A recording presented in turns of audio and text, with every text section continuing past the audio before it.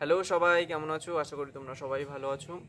আগের দুটো ভিডিওতে তোমরা এই মূর্তির দেখেছিলে, মূর্তি তৈরির প্রসেসটা দেখেছিলে, আর আজকে পুরো মূর্তিটা আমি কালার করব। তো পুরো ভিডিওটা তোমরা দেখো, আর কেমন লাগলো অবশ্যই জানাবে। যারা এখনও আমার চ্যানেলটি সাবস্ক্রাইব করনি, অবশ্যই চ্যানেলটি সাবস্ক্রাইব করে পাশের বেল আইকনটি প্রেস করে আমার পাশে থাকবে। আর ভিডিওটিতে অবশ্যই একটা ছোট্ট লাইক করবে, আর অবশ্যই শেয়ার করবে। তো চলো আজকে ভিডিওটা শুরু করা যাক। তো প্রথমেই আমি আগে পুরো মূর্তিটা পরিষ্কার করে নিচ্ছি। মূর্তির গায়ে অনেক ধুলো, তারপরে মাটির যে ছোট কুচিগুলো হয় সেগুলো অনেকটাই লেগেছিল। তো সেই কারণে আগে পুরো মূর্তিটা পরিষ্কার করে নেব। আর এরপর আমি একটা পাত্রে অল্প একটু খড়ি গুলে নিয়েছি, আর ওর মধ্যে একটু আঠা মিশিয়ে নিয়েছি। আঠা মেশানোর পর পুরো খড়িটা ভালোভাবে ছেঁকে তারপরে এবার মূর্তির গায়ে আমি অ্যাপ্লাই করছি। আর পুরো মূর্তিটা আমি প্রথমে আগে খড়ি দিয়ে দিয়ে নেব। তারপর যখন মূর্তিটা শুকিয়ে যাবে তখনই আমি এবার রং করা শুরু করব। তো চলো আগে খড়িটা দিয়ে নিই।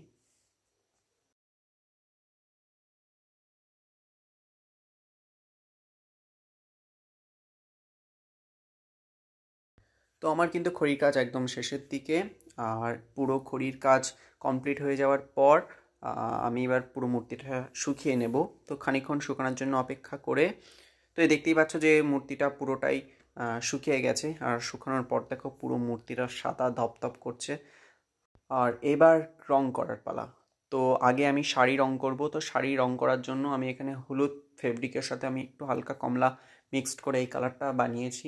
আর এবার শাড়িতে রংটা দিয়ে দেওয়ার পালা। তো চলো আমি আগে পুরো শাড়িতে পুরো রংটাকে দিয়ে নিই।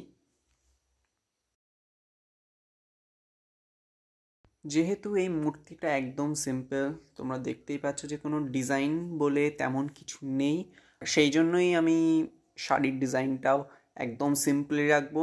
আর সব কিছুই একবারে প্লেনই রাখবো, কোনো ডিজাইন তেমনভাবে দেবো না। তোমরা পুরোটা দেখো, মানে পুরো ভিডিওটা দেখো, আশা করছি একদম পুরোটাই বুঝতে পারবে, মানে শেষ থেকে শুরু সব কিছুই বুঝতে পারবে তোমরা। তো তোমরা পরস্পর দেখতে থাকো। আর আমার কিন্তু এদিকে শাড়ির রং করা প্রায় শেষের দিকে। আর দেখো ওভারঅল কেমন লাগছে শাড়িটা করার পর।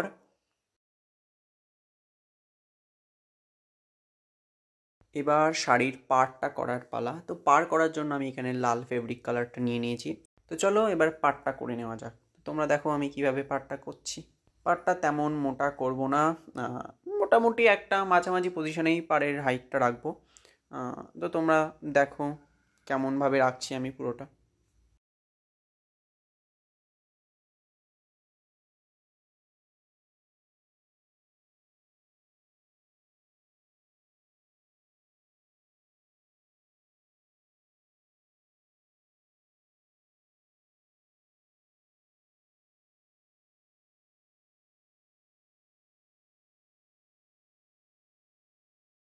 আমার এখানে শাড়ির পাড় করা মোটামুটিভাবে কমপ্লিট। এরপরে ভেতরে যে সমস্ত ডিজাইনগুলো হবে, হালকা যে ডিজাইনগুলো হবে সেগুলো আমি পরে করব। পাড়েও খানিকটা ডিজাইন দেব, তো সেগুলো আমি পরে করব। আর এবার আমি ব্লাউজটা করে নেব। তো ব্লাউজটা করার জন্য আমি পিঙ্ক কালারটা দেব ব্লাউজে। তো পিঙ্ক কালারটা আগে দিয়ে নিই ব্লাউজে, দেখো কেমন লাগে।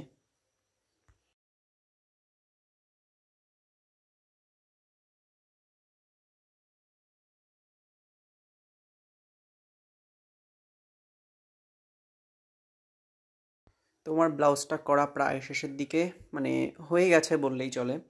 ব্লাউজটা করা হয়ে যাওয়ার পর এবার আমি সোজা যাব বিনায়। বিনা রং করব। তো বিনায় রং করার জন্য আমি ব্রাউন কালার যে ফেব্রিক কালারটা হয় সেটার সাথে একটু ডার্ক করার জন্য আমি কালো মিক্সড করেছি। আর মিক্সড করার পরে আমার এই কালারটা এসছে। তো এই কালারটা ভালো লাগলো মোটামুটি, সেই জন্যে আমি পুরো বিনাতে এই কালারটা দিয়ে দিলাম।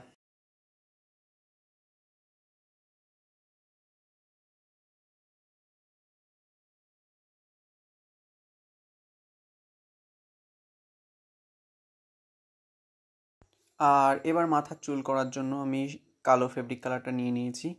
আর মাথার চুলটা করে নেব। সামনের দিকটা করব না, যখন মুখটা মানে মুখের কালারটা হয়ে যাবে তখনই আমি সামনের দিকে চুলগুলো করব। তো পেছনে যে সমস্ত চুলগুলো আছে সেইগুলো আমি আগে করে নিচ্ছি। আর সামনে যে বিনুনিটাও আছে সেটাও আমি একেবারে করে নেব। তো চলো চুলটা করা যাক।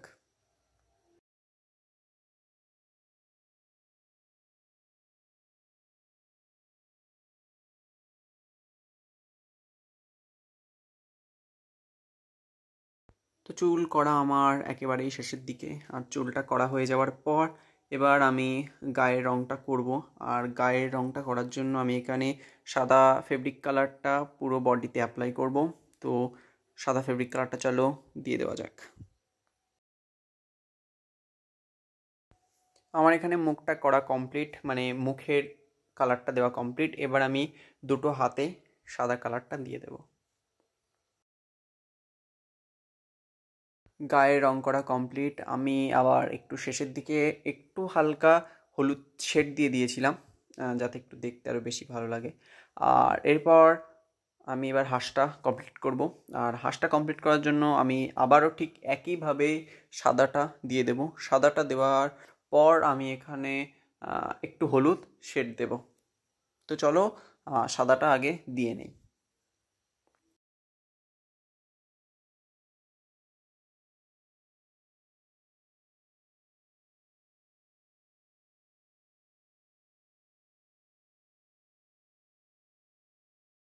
হাঁসের গায়ে আমার এখানে সাদা কালারটা দেওয়া একদম কমপ্লিট।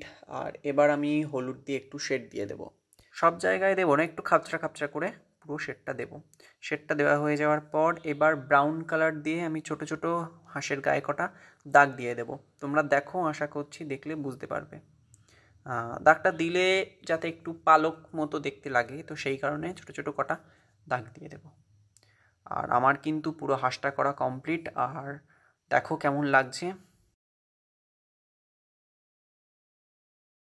এবার আমি হাতের মধ্যে একটু লাল দিয়ে দেবো। প্রথমে আগে একটু আমি শেড দিয়ে দিয়েছিলাম, কিন্তু শেডটা দিলে অতটাও ঠিক বোঝা যাচ্ছে না আর ভালোও লাগছে না। তো সেই কারণে পরে ভাবলাম যে একটু লাল দিয়ে দেওয়া যায় পুরোটা। তোমাদের হয়তো মনে হতেই পারে যে আমি গলার হার অথবা অন্যান্য যে গয়নাগুলো হয় সেগুলো হয়তো দিতে ভুলে গেছি, কিন্তু তা না। আমি পুরো মূর্তিটাতে গয়নার পরিমাণটা একদমই কম রেখেছি। বিশেষ করে গলার হার আমি দেইনি। এটা একটা নতুন ধরনের এক্সপিরিয়েন্স করতে আমি গেছিলাম, তো জানি না কেমন লাগছে।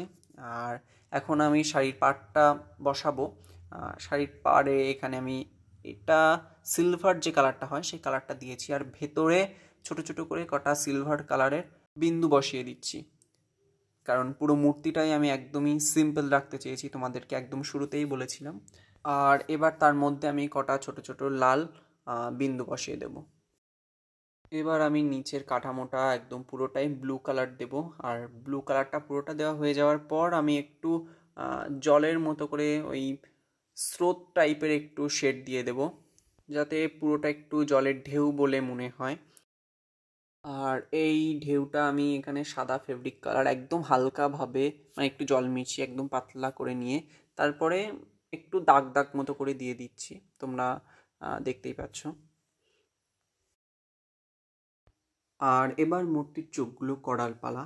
তো চোখগুলো করার জন্য আমি এখানে ফেব্রিক কালার নিয়ে আগে নিচ থেকে একটা দাগ দিয়ে নিলাম, তারপর আমি ওপর দিয়ে আর একটা দাগ দিই। তোমরা পরস্পর দেখতে থাকো আমি কিভাবে চোখটা করছি। আজকের ভিডিওটা কেমন লাগলো আর অবশ্যই মূর্তিটা কেমন লাগলো অবশ্যই জানাবে। আর রাত পোহালেই সরস্বতী পুজো, তো সকলকে সরস্বতী পুজোর অগ্রিম শুভেচ্ছা বার্তা। ভালোভাবে পুজো কাটাও, আনন্দে কাটাও। আর যারা এখন আমার চ্যানেলটি সাবস্ক্রাইব করনি অবশ্যই কিন্তু সাবস্ক্রাইব করে দিও, সাথে পাশের বেল আইকনটি প্রেস করে আমার পাশে থেকো। চোখটা করা হয়ে যাওয়ার পর আমি ঠোঁটে হাত দিয়েছিলাম, মানে ঠোঁটটা কালার করছিলাম। তো ঠোঁটটাও করা শেষ। তোমরা দেখো কেমন লাগছে মুখটা। সম্পূর্ণভাবে মূর্তিটা কমপ্লিট হয়ে যাওয়ার পর দেখো ওভারঅল কেমন লাগছে। নতুনভাবে তৈরি করলাম, মানে কোনো ডিজাইন ছাড়া, কোনো গহনা ছাড়া, একদম সিম্পলের মধ্যেই মা সরস্বতী। কেমন লাগলো কিন্তু অবশ্যই জানাবে। আর সকলকে অসংখ্য অসংখ্য ধন্যবাদ আমার সম্পূর্ণ ভিডিওটি দেখার জন্য।